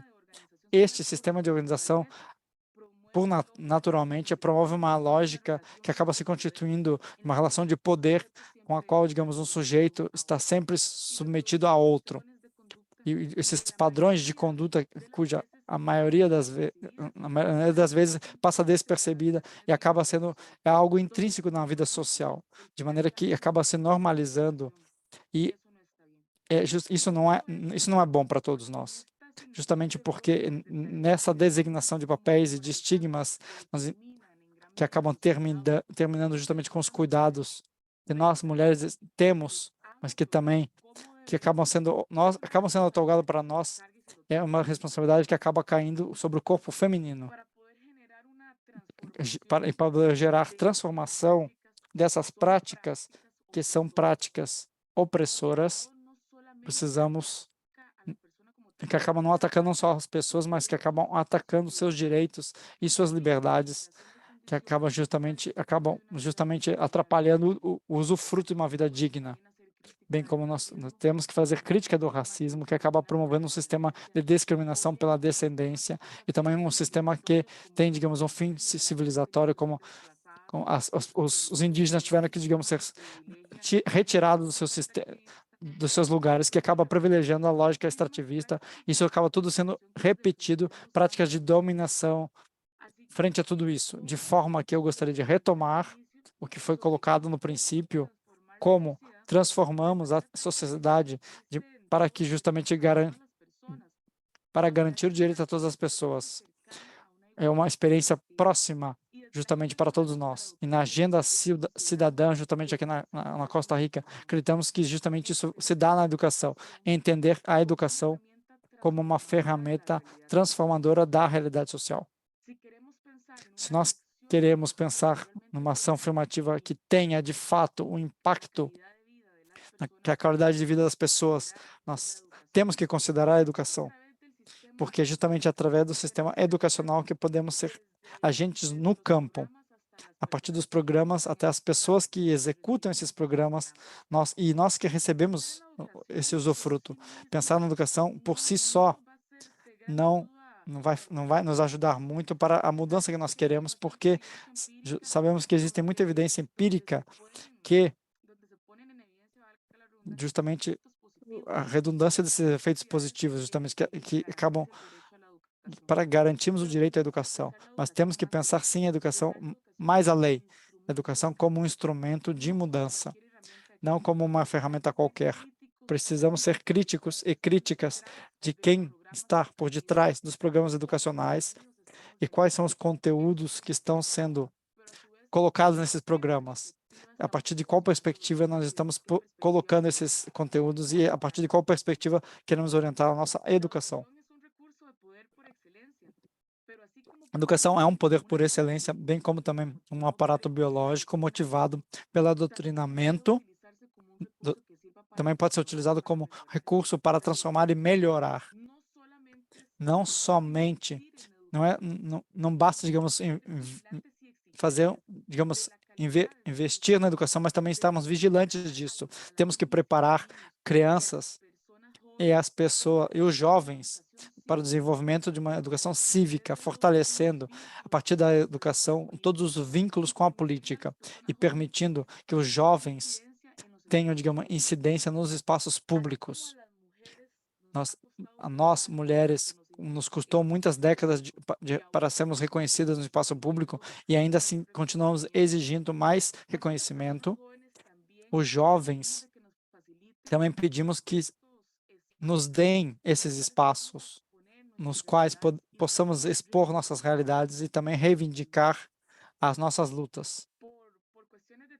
E por uma questão de tempo, eu gostaria de terminar aqui com algo muito breve, justamente para que nós peguemos tudo isso que eu acabei de falar e pensemos isso num novo contexto, na nova realidade, pós-pandemia, e que pensemos sobre como foi, digamos, se exacerbou o direito aos direitos humanos e como isso foi, digamos, enviesado os princípios democráticos. E com isso eu gostaria de fazer uma chamada a todos os jovens para que nós precisamos fazer algo a respeito e também os adultos devem deixar que nós façamos algo a respeito, porque é o nosso futuro que está em jogo. É por isso que eu gostaria de agradecer e eu valorizo imensamente, digamos, esse espaço que me deram aqui para que eu possa falar a partir da nossa perspectiva e possa reivindicar a nossa luta, que também é nossa. Muito obrigada, Bianca, pela sua apresentação dos jovens aqui na América Latina e no Caribe. Nós vamos então continuar já em seguida, querendo escutar justamente a perspectiva dos professores com a doutora Rosemary Hernandes, que é da Venezuela, da universidade lá, doutora em ciência da educação e modera o programa feminista, pesquisadora do Centro Internacional de Investigador do Centro de Educação. Por favor, Rosemary, a palavra é sua. Gostaria aqui de agradecer a todos vocês aqui desde a Venezuela, que todos estão aqui conosco agora de manhã. Também gostaria de pontuar justamente por uma questão de tempo. Acredito que estamos todos com pressa, temos pouco tempo. Gostaria de contextualizar um pouco o discurso para que possa ser entendido por quê, no que diz respeito aos cuidados e o trabalho, que justamente é o assunto do qual temos tratado hoje em dia, aqui agora de manhã. Bem brevemente, eu gostaria de apresentar a minha apresentação. Está focalizada a partir do ponto de vista dos docentes, do cuidado dos trabalhos aqui na Venezuela e essa correlação com a imigração na América Latina. Na Venezuela, a Venezuela é um país que está numa situação muito complicada. Na última década, nos últimos anos, tivemos políticas regressivas e isso acabou engendrando justamente o retrocesso dos direitos laborais e também acabou justamente trazendo mais desigualdade em todos os sentidos. Essa política regressiva, muito marcada, justamente quando o presidente anunciou justamente a implementação de um programa de política de recuperação, crescimento e estabilidade econômica, e infelizmente acabaram contemplando outras modificações em termos de contrato também e deterioraram, digamos, o padrão sem baseamento legal. Isso acabou atrapalhando especialmente o trabalho dos funcionários públicos, sobretudo as mulheres e os professores. Esta resolução é conhecida como a 2792, foi justamente dada pelo processo do Ministério do Trabalho e significou uma violação flagrante dos dispositivos legais e também da classe obreira, especialmente das mulheres, nós mulheres que nós somos as provedoras nos lares. Acabou levando também a violação de outros direitos com sanções em várias instâncias. É justamente o direito limitado que nós temos hoje em dia de greve, justamente porque nós, dentro do marco da lei, temos que, digamos, cumprir determinadas etapas em determinadas instâncias. Com esse decreto, o Ministério do Processo Social estabelece que, justamente, que conseguiu despojar todos os trabalhadores o direito a esse mecanismo de luta, justamente, e todas as greves que acabam sendo habilitadas. Nós que trabalhamos na educação, a legalidade do direito, justamente a greve acaba não existindo quase mais, e é uma indeterminação que acaba se resolvendo com o aparato jurídico sempre a serviço dos patrões. Hoje em dia,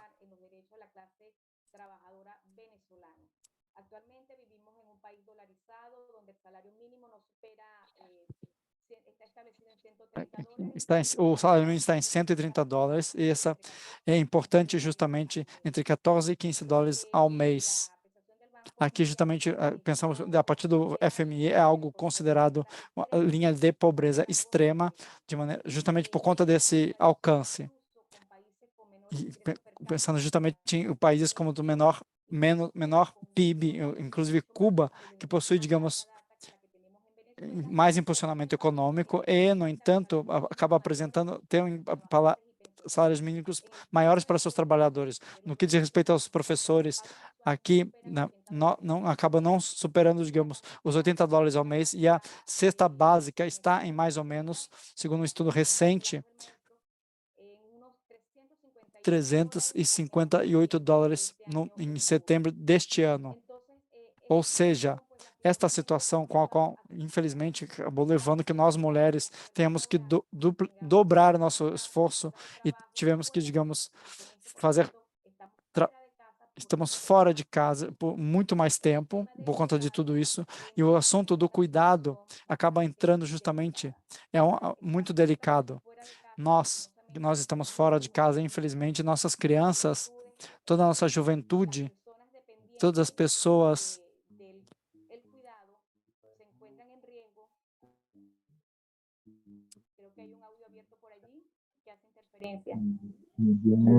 Gregory, por favor, te pido que entres en la sala de criollo. Gracias, gracias. Bueno, como les decía, pues Como eu el tema dizia para todos os senhores, justamente o assunto do cuidado, justamente nós passamos muito tempo fora de casa e justamente as crianças e as pessoas que dependem disso não conseguem ser atendidas como tinham que ser atendidas. Na Venezuela, faz alguns dias, tivemos justamente uma nova campanha cujo nome para que não toquemos nas crianças e porque o número de violações e de abusos sexuais aumentou imensamente e são abusos que registrados entre familiares e parentes próximos da vítima. Nós temos que deixar essas crianças com pessoas, digamos, com idosos, que às vezes não conseguem cumprir tudo isso, justamente porque não conseguem. As crianças, então, acabam ficando muito tempo na rua. Essa situação acaba justamente mostrando muitas crianças sem escolaridade, porque o nível de pobreza está muito alto. Fizemos um estudo apresentado pela Universidade Católica aqui da Venezuela em 2021. 1.200 crianças que estão fora da sala de aula e 40% dos professores que abandonaram o seu espaço de trabalho. E quando abandonam esses espaços, então justamente acabam justamente com a ideia de migrar e a imigração acaba sendo traduzida como um problema para os cuidados, justamente porque as mães e pais vão para outro país, seja quaisquer que sejam os países, tentando, digamos, melhores possibilidades de trabalho. As crianças acabam ficando sob o cuidado de parentes, ou se não, nós acabamos também registrando lares onde as crianças estão praticamente abandonadas e cuidando de si mesmos.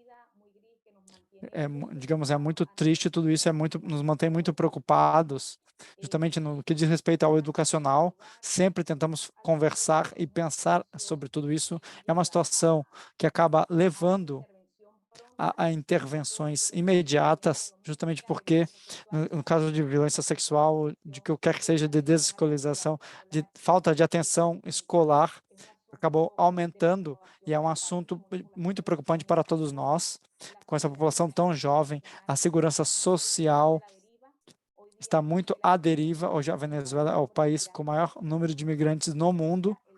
Isso acaba aumentando o caos para os cuidados, as pessoas que trabalham com cuidado. Isso acaba implicando justamente isso no trabalho das pessoas que fazem esse trabalho em casa e no mercado de trabalho. Nós também precisamos pensar que em alguns espícios nós precisamos receber, porque organismos como quaisquer outros, as pessoas acabam se cansando e nós não temos a opção de avaliar esta situação, recebendo justamente essa situação. São direitos que não são cumpridos e o cuidado é um direito que acaba não sendo cumprido em muitos casos. Nós, infelizmente, não temos como garantir tudo isso. O direito à alimentação, ao cuidado, à educação e, por conseguinte, procuramos, digamos, uma possibilidade de fazer isso fora do lar, e acaba sendo descuidado tudo isso, esses cuidados para as crianças e para os jovens, que acabam sendo prejudicados. Justamente essa transformação acaba ocupando o nosso ambiente e estamos pensando e repensando a educação a partir desses cuidados e ressaltamos justamente a importância do cuidado para tentarmos conseguir um mais justo e que a justiça social é um assunto importante para nós aqui nas ciências sociais e constitui um princípio como um princípio socioeducativo e pedimos instituições socioeducacionais que potencializem nossas vozes no que diz respeito a novas lideranças e novas reflexões para a justiça social. E aqui eu, então, encerro a minha fala. Muito obrigada. Muito obrigado pela sua síntese. Te agradeço por ter falado dentro do tempo. E agora vamos escutar a voz das organizações da sociedade civil. No caso, Luz Palomino. Bem-vinda, Luz. Ela é da Venezuela, professora da Universidade Bolivariana da Universidade, comunicadora social e também das insumissas, pesquisadora do Centro Internacional de Investigação de Outras Vozes e Educação e é coordenadora da Rede Global Local para a Qualidade Educacional. Luz, a palavra é sua, por favor. Nora, me permito por acá compartilhar. Por favor, muito obrigada, Lara. Eu gostaria de compartilhar Eu vou falar rapidamente aqui, vamos sintetizar o máximo possível a apresentação que eu tenho aqui para todos os senhores e senhoras. A interpretação pede desculpas, estamos com o áudio cortado da senhora Palomino. A organização na qual eu pertenço, justamente o direito, a rede global para o Centro Educacional de outros espaços que nós, dando sempre continuidade justamente para todas essas pessoas, nós vamos nos referir justamente para todas essas pessoas o que fazemos aqui desde a organização no que diz respeito às problemáticas que acabam se apresentando na educação e justiça social. Fundamentalmente, estas organizações estão compostas por professores, famílias, comunidade, educadores populares, pedagogos, sindicatos e grêmios. Na realidade, nós temos uma rede bem ampla na América Latina, composta justamente por mais de 150 organizações. Todos juntos pensamos justamente o futuro da educação pública, gratuito, popular, científica e de qualidade, tanto para a Venezuela como para a América Latina.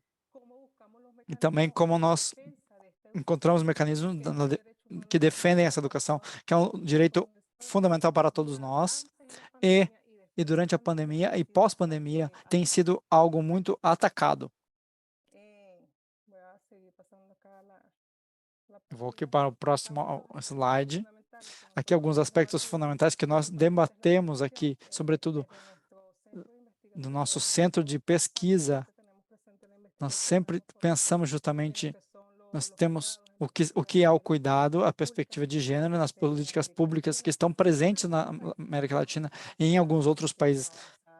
E precisamos todos avançar nesse sentido, obviamente.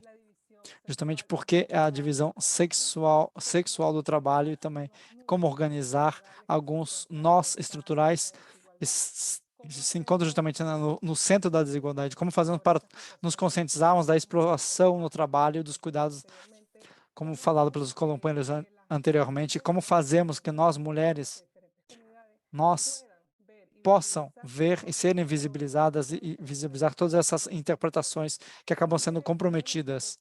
E um dos aspectos positivos que nós acabamos mencionando é justamente durante a pandemia, é que podem ser como o cuidado pode ser visibilizado e como tudo isso pode acabar recaindo sobre as mulheres. Nós temos aqui justamente temos algumas pautas que tentamos levar a cabo justamente para termos presente e considerarmos tudo isso a educação pública e como entrelaçar tudo isso para a transformação social. Temos uma agenda investigativa que o movimento feminista entendeu a importância de aprofundar o conhecimento das distintas dimensões da opressão contidas no cuidado. Agenda educacional para quebrar as opressões patriarcais expressadas no cuidado, transformando justamente uma linha permanente de trabalho no movimento feminista. Agenda comunicacional disputando a hegemonia em contextos de grandes meios de comunicação com condutas misóginas. Sempre faz com que o movimento feminista se alie com os meios alternativos, construindo plataformas de educações próprias. E uma agenda organizacional que fortalece as organizações da sociedade civil aliadas e constrói as próprias, transformando isso em eixos vertebrados para as alianças feministas. São algumas agendas que nós temos aqui neste momento, sempre tentando aliar tudo isso, planos de trabalho e de formação que nós todos esses planos de formação justamente fazem parte da grande rede global, da Aliança Global, CIOV, e centralizamos justamente no esforço da pedagógica, justamente na perspectiva de gênero em matéria de cuidados. E entendemos justamente que existem outras vozes, como escolas, oficinas de educação popular nas agendas feministas. E também, nesse sentido, na aliança e a militância com a CLAD, para entendermos como lograr sinergia em várias frentes diferentes. Gostaria de passar para a próximo slide, o último slide, sobre o próximo proposta que nós temos, justamente falando uma proposta que nós queremos oferecer aqui, disponibilizar justamente a criação de um observatório regional, para que possamos ver os avanços legislativos nas políticas públicas no que diz respeito ao cuidado da perspectiva de gênero. Um plano de comunicação extraordinário, orientado para a rede de organizações de sociedade civil e justamente para impulsionar um plano de ação de respeito e um plano educacional regional para propor a criação de permanente sobre políticas de cuidado. E essa tarefa nós podemos contribuir desde a nossa rede global, justamente pensando tudo isso, mencionado como mencionado anteriormente, nós temos aqui uma pessoa que tem levado justamente a cabo todo esse trabalho e temos muitos setores aqui em Caracas, e nós tivemos muitos avanços aqui e pudemos chegar em muitos setores onde as mulheres são vulnerabilizadas e onde podemos, digamos, estudar isso e melhorar a situação dessas pessoas, sempre pensando sobre os cuidados, pensando como tudo isso pode,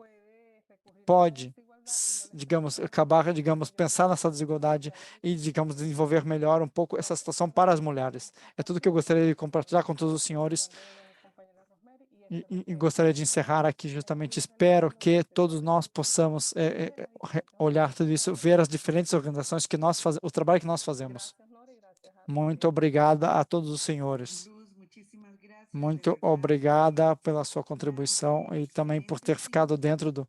Obrigado pela sua síntese feita, desde uma perspectiva muito importante e junto com a da Rosemary, nós então conseguimos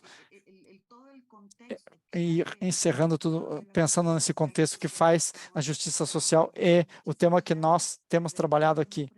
Gostaria de agradecer também por ter ficado dentro do tempo e dizer a todos os senhores que nós já estamos chegando ao final da nossa atividade. Temos muitos comentários, temos algumas perguntas pontuais e, obviamente, por conta do tempo, nós não vamos conseguir responder tudo isso, uma a uma essas perguntas, mas eu vou fazer uma leitura rápida. Uma pergunta rápida que fizeram aqui para a gente. Justamente vamos enviar para todas as pessoas que possam responder de maneira pessoal, digamos, no privado essas perguntas, e que nós nos comprometemos a que todas essas perguntas e respostas sejam sanadas e depois apareçam justamente nas redes sociais, tanto no YouTube quanto no Facebook, para que ninguém fique com sua pergunta sem resposta. E para que todos esses comentários sejam abordados e sejam contemplados,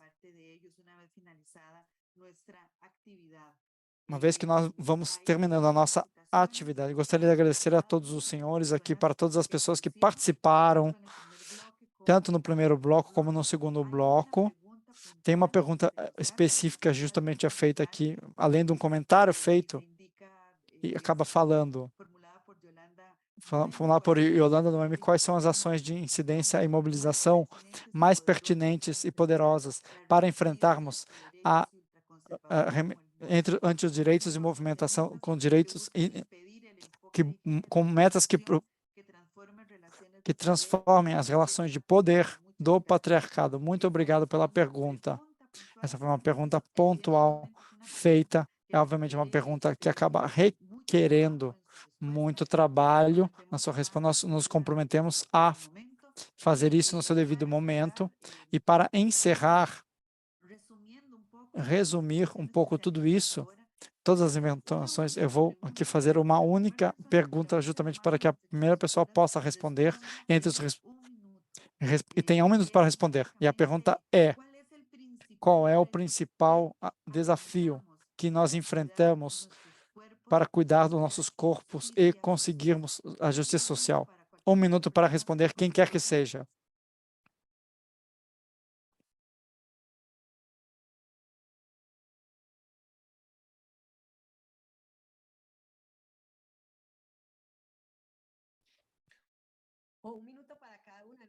Se não, 1 minuto para cada uma das pessoas. Aí nós temos 6 desafios, talvez.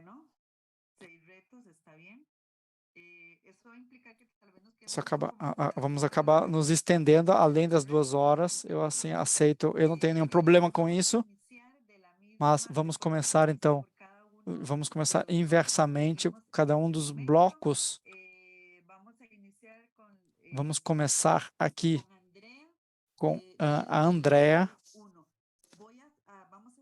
Vamos, por favor, não mais que 1 minuto, por favor, para cada pessoa fazer a sua intervenção.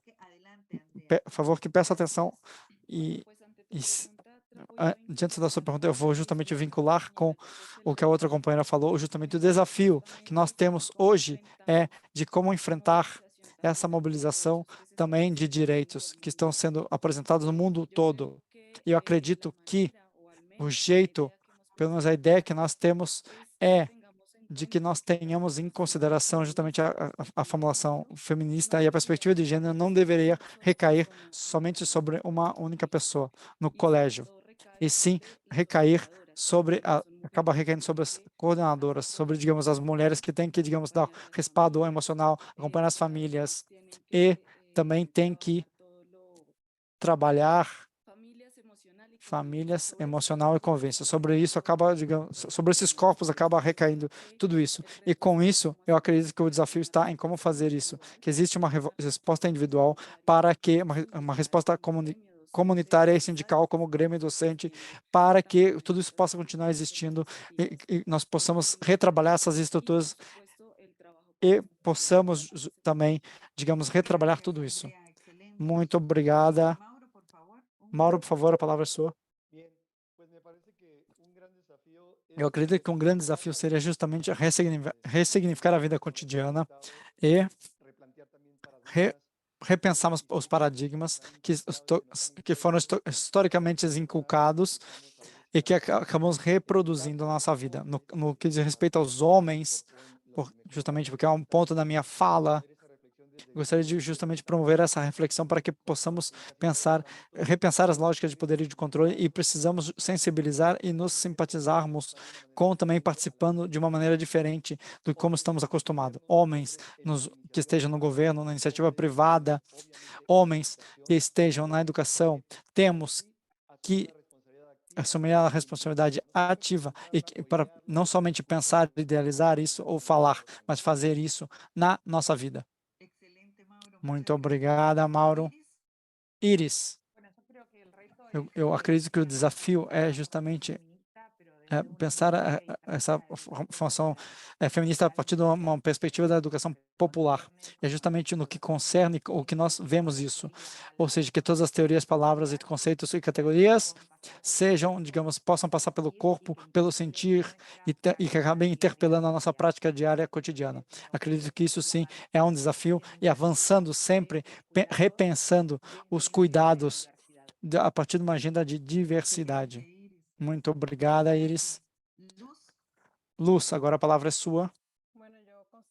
Eu acredito que o grande desafio que nós temos é na educação, uma educação com perspectiva de gênero, onde nós não eduquemos somente os professores e os estudantes, mas também as comunidades, as famílias, as sociedades e todas as outras organizações envolvidas e que tenham justamente, que procurem isso, justamente entendam justamente esse novo conceito. Muito obrigado, Rosemary.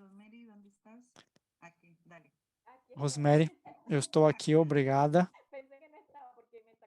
Justamente, eu concordo com as nossas companheiras de que a Luz comentava, nós precisamos de uma educação que quebre justamente os sistemas tradicionais com os que vêm abordando justamente a educação dentro da sala de aula.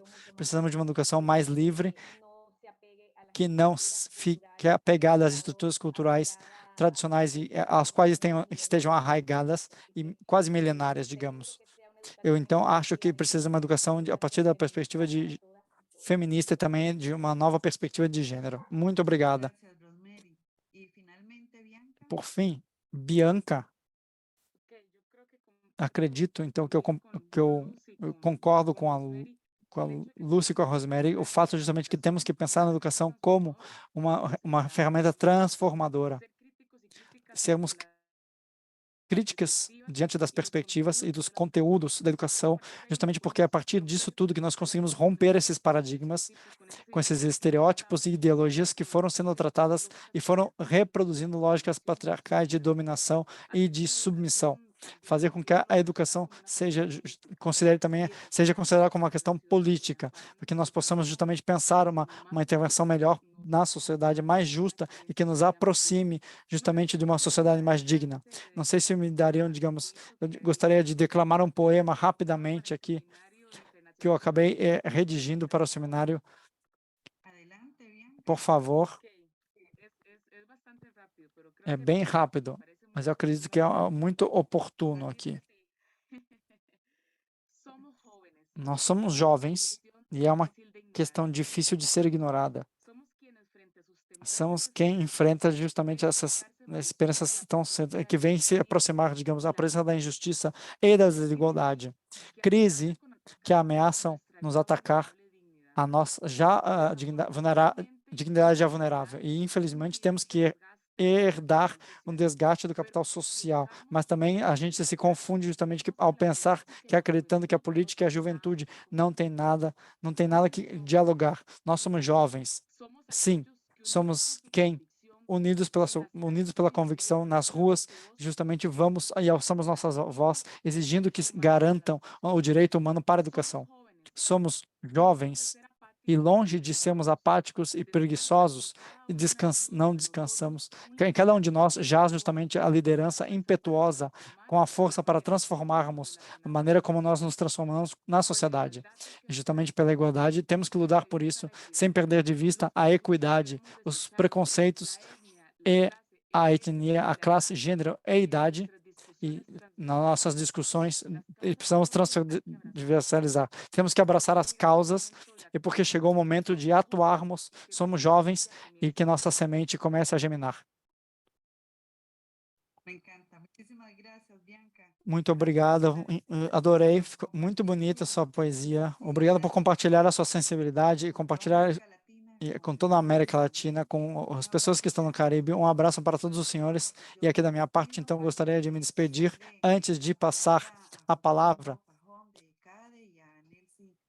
para Facundo Parron, e também a Nelson Lizara, para que possam agradecer esse espaço tão importante, tão cheio de conhecimentos. Para mim foi um prazer e estou muito orgulhoso de ter compartilhado com todos vocês essa mesa redonda e digital, com tantas pessoas tão especiais, com as pessoas com que eu com as quais eu moderei. Nelson e Facundo, a palavra é de vocês.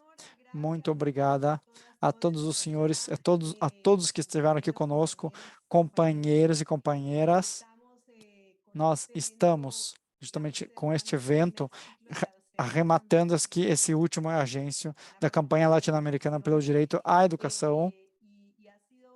E foi um ciclo muito poderoso, de forma nos trouxe e nos comoveu, nos recomoveu, nos mexeu conosco em corpo e mente, a nossa alma foi tocada. Eu gostaria então como tudo isso que nós já tivemos aqui foi tão bonito, gostaria de recuperar e retomar 2 ou 3 ideias que nos obrigam justamente a pensar e justamente pensar nesses movimentos que se dão para pensarmos e atuar de maneira coerente. primeira questão que a Iris falou justamente que diz respeito à importância de pensar os cuidados com maneira situada, desde de quem nós somos, como vivemos, nuestras multiplicidades, diversidades, todas identidades. as nossas diversidades, identidades de movimento e tudo que acaba acontecendo. Tudo isso que acontece conosco ao mesmo tempo, isso é tão importante. Como nada fique parado, nada fique fechado, que nada digamos, nada, não dá para dizer que está tudo dito ou que é tudo verdadeiro. Nada de tudo isso, para que nós possamos abrir nossos corpos, nossas cabeças e tudo isso, e possamos entender essas transformações profundas. E ao longo desses 4 eventos, nós estamos sempre dizendo que aqui nós temos que radicalizar. A nossa aposta é grande. Estamos falando justamente de fazer justamente para temos que falar justamente do que é o contrário do que nós vemos ao contrário.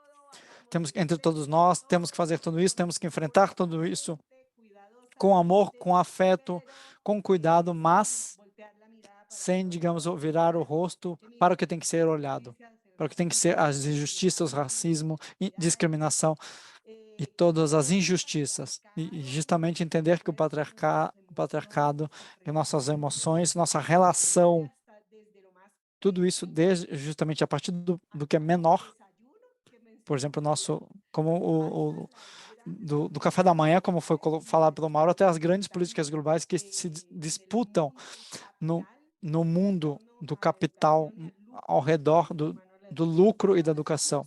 Tudo isso acaba cruzando e tudo isso está entremeado no patriarcado, de maneira que temos que entender isso e temos que enfrentar e transformá-lo. De forma que, sim, estamos em um momento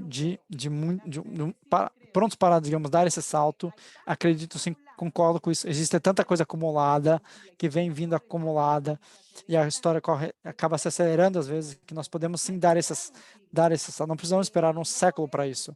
Não podemos esperar um século para isso, porque talvez em um século nem tenhamos mais planeta. Melhor não esperar, a gente tem que se apressar justamente para dar esse salto e fazer o que tem que ser feito. Nós todos somemos nossas forças, juntamos nossas forças para nos articular, para que juntamente nós podemos aprender mais. Acho que sim. É um chamado para todos nós, que nós nos cuidemos de nós mesmos como organizações, nós como CLAD, cuidemos de nós mesmos, nossos aliados, dos nossos colaboradores, e que possamos avançar no contexto da justiça social e ética também. Tudo que foi proposto e que foi falado aqui ao longo de todo esse evento, no dia de hoje. Eu acredito que, assim, algo muito importante, essa proposta é de ressignificação da nossa vida, do nosso modelo e de tudo isso, do como nós somos no mundo, sem medo, sem temer essa ressignificação, sem temer essa necessidade de mudança, que é justamente o que nós viemos pensando ao longo de todo o dia de hoje. Esse paradigma de hoje não serve mais. Nós estamos morrendo com ele. E é justamente disso se trata, de pensar na dignidade, como foi tratado justamente pela Andrea na sua apresentação. Sustentar a vida. Só acontece se nós mudarmos também. Uma mudança que é muito pessoal, mas uma coisa não existe sem a outra. Ou seja, uma coisa não existe sem a outra. Inconsistente, incoherente e de algum modo também mentiroso. Então, eu diria... Para algo mentiroso e incoerente. É tudo que eu teria a dizer aqui para todos os senhores. Gostaria, então, É muito bonito pensar em tudo isso, a questão da família, da comunidade, da escola, e também como foi proposto, como Paulo Freire está vivo ao longo de tudo isso, no fato de repensarmos como ele se coloca tão dentro de todas essas questões. Precisamos ter um vínculo com as comunidades e precisamos pensar justamente, temos um papel, todos os docentes, professores são cuidadores e precisam também ser cuidados. Todos os seres humanos precisam ser cuidados. É por isso que é algo fundamental na nossas aulas, fundamental nisso tudo, fundamental nisso tudo. Todos nós precisamos cuidar e ser cuidados, cuidando do planeta também. É uma categoria política muito poderosa, muito poderosa. E acredito que é importante falar dessa carga, levar isso para a sala de aula, colocar isso dentro de tudo que a gente faz e no nosso dia a dia. É algo que tem que ser transformador. E também é algo muito importante que a gente pode fazer para a justiça social. Podemos trazer para a justiça social. É um fato ético e político. Sendo assim, é tudo que eu tinha a dizer. Eu gostaria de passar a palavra para que ele possa fazer o encerramento desse ciclo e nós não passemos o nosso tempo. Por favor, Facundo, a palavra é sua. No, pero la parte después de Nelson que puedo decir yo, es como O muy... que eu tenho a dizer, tudo é muito complexo para falar, mas eu que anotei 2 ou 3 pontos importantes para destacarmos nas intervenções, tanto da Bianca quanto da Rosemary, e eu também fiquei, digamos, com o olhar do Mauro. Desculpa, eu acordei com um pouco de febre, peço desculpas, eu acordei um pouco de febre. A princípio, gostaria de dizer a todos os senhores que eu gostei muito deste olhar, da importância de abordarmos as soluções a partir da coletividade, que cada um dos participantes que moderaram aqui falaram das múltiplas exclusões que tivemos e que temos aqui na América Latina, mas também aqui no mundo, como nós enfrentamos as tantas exclusões por ser mulher, por ser afrodescendente, por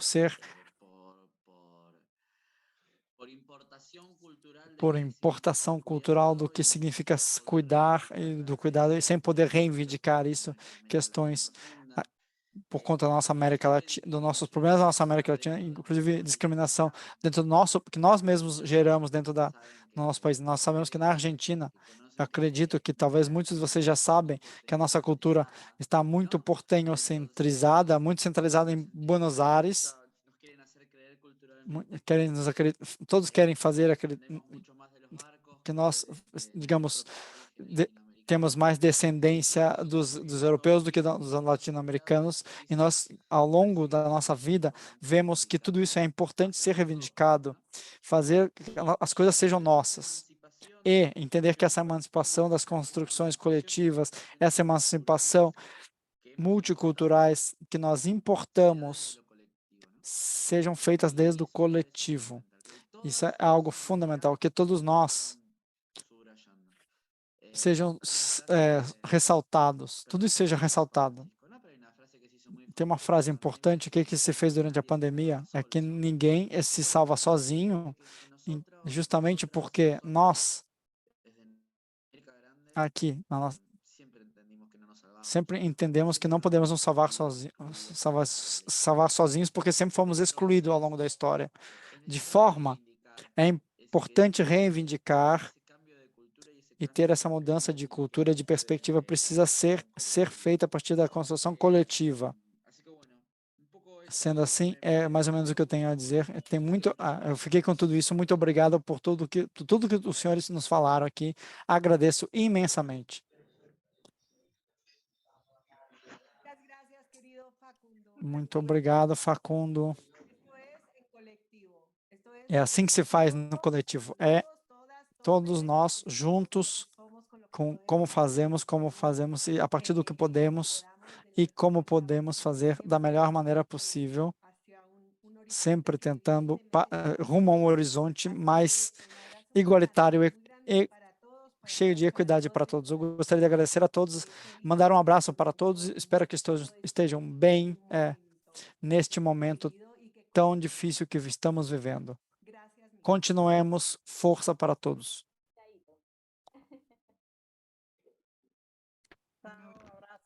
para todas e todos. Tchau. Tchau. Gracias. Chao, chao. Tchau para todos, muito obrigado. Até mais, Mauro. Foi um prazer. Fiquem todos bem. Muito obrigada. Muito obrigado. Muito obrigado a todos. Até mais. Nós nos